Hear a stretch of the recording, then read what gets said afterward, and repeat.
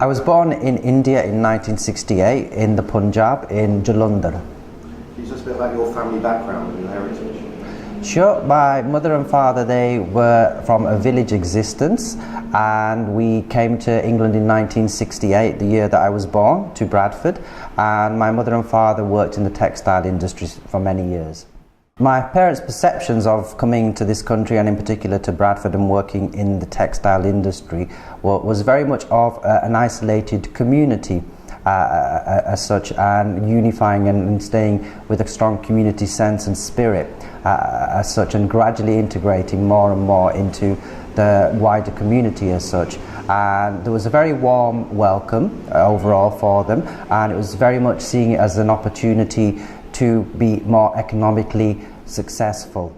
This was very much in Bradford, growing up in an isolated community in the Marshfields and Little Horton area of Bradford, and working in Manningham and at Lister Mills. Growing up in this country, my main cultural influence, as well as my parents, was every Sunday going to the Gurdwara, or the Sikh temple, where you would have the number of psalms from the Guru Granth Sahib accompanied by live music, predominantly the tabla and harmonium and vocal. So that was the main cultural influence as such. And then in the 70s, in the middle to late 70s, there were a number of Asian cinemas presenting Bollywood films as such, and so every Sunday we would also go to the cinema, and so the main cultural influences were the Sikh temple and Bollywood film. In terms of other cultural backgrounds in Bradford at the time as such, there was a small Hindu population and also a small Muslim population as such, and there was a sense of shared social responsibility to and celebrate working and living in a different country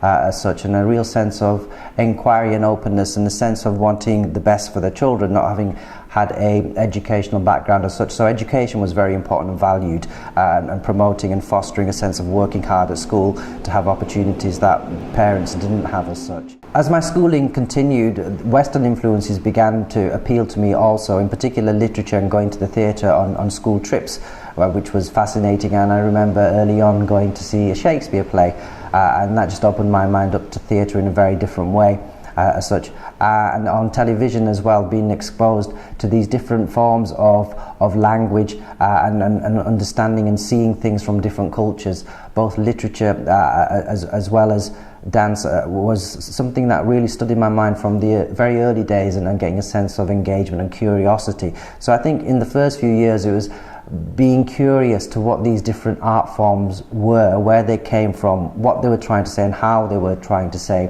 what they were saying as such. So it created a real curiosity to want to find out more and discover more, and have questions approaching what is it to do with the art forms, rather than be more interested in say a mathematical or a lawyerly background as such. It's always an interesting question being asked, how did I end up where I am? And in some senses, I have no idea how I got to this place. What stands out in my mind is having a curiosity from a young age. And for me, tracing it back now, I think there was always wanting to try really hard, and seeing my mum and dad work really hard in a Western setting where English was their second language, really motivated to try my best for them as well, in that I had privileges that they didn't have growing up, and they're moving to another country. So motivation was a key one from a very young age, to really try at one's hardest and utilise an educational system to my best ability as such, and to make them proud. And then dance began to appeal itself, and movement first of all, I would say. I was interested in movement, and I've always been physically active, swimming and running and cycling a lot. So I've always had this urge to feed the body through some kind of physical connection as such. And so then that transferred into finding out a little bit about dance, and being brave enough to attend a couple of dance classes at the local sports centre in Bradford. And from there I was pointed to the Northern School of Contemporary Dance, never having heard of the word contemporary or understanding what it meant. And for me it felt like, oh, this is maybe a way of doing games, PE, every day, all the time. So I went along to the Northern School of Contemporary Dance, and I was always with a sense of curiosity and being driven to put myself in situations rather than question or think I'll become self-conscious, but just to see you got to start somewhere to do something. And I just found a natural affinity with movement and contemporary dance, and I did a foundation course at the Northern School of Contemporary Dance, and from there they said, why don't you audition for the 3-year? So I auditioned for the 3-year course and graduated with a degree in dance.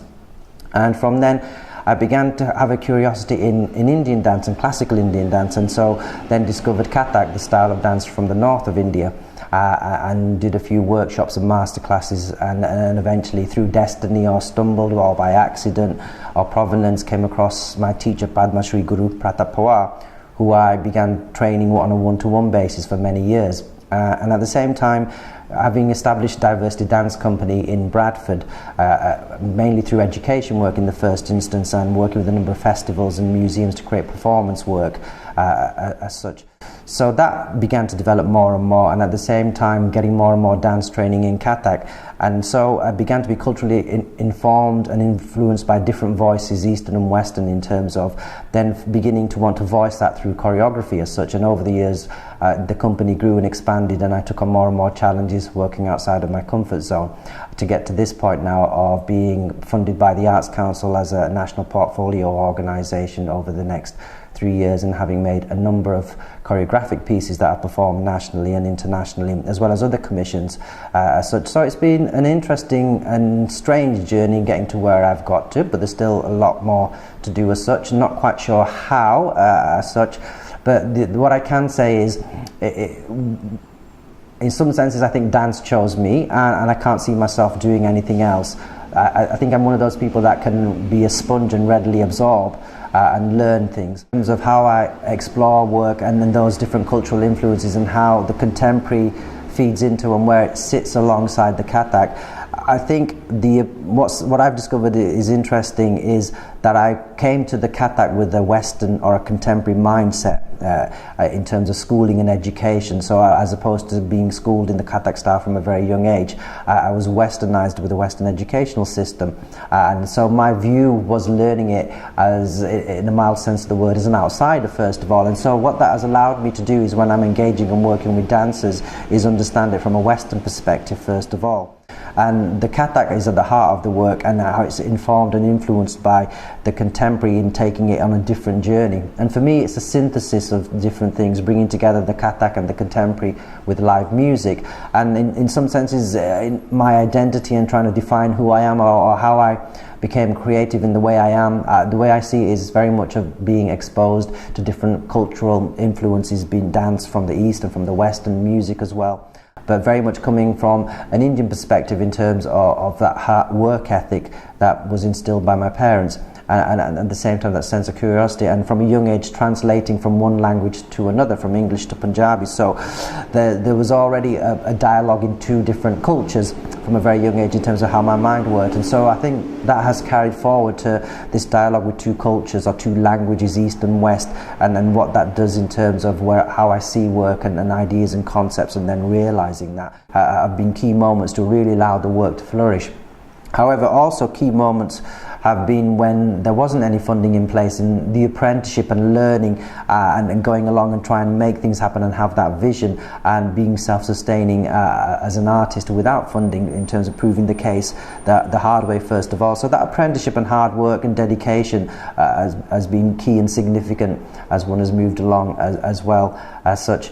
And for me, it's in some senses making different pieces and the learning from those, sometimes immediate, sometimes in retrospect, have been key moments, and coming up with the concepts have been significant for different pieces that I've made. So for example, player percentages, and then trespass, followed by decreasing infinity, followed by trespass number 2. So ideas inform themselves based on previous work and the learning from that and how to push myself forward. And then with the Olympics in 2012, coming up with the idea of the synchronized swimming and dance project was a key moment, and being funded for that and being able to realize that large-scale ambition was a significant moment for me as such.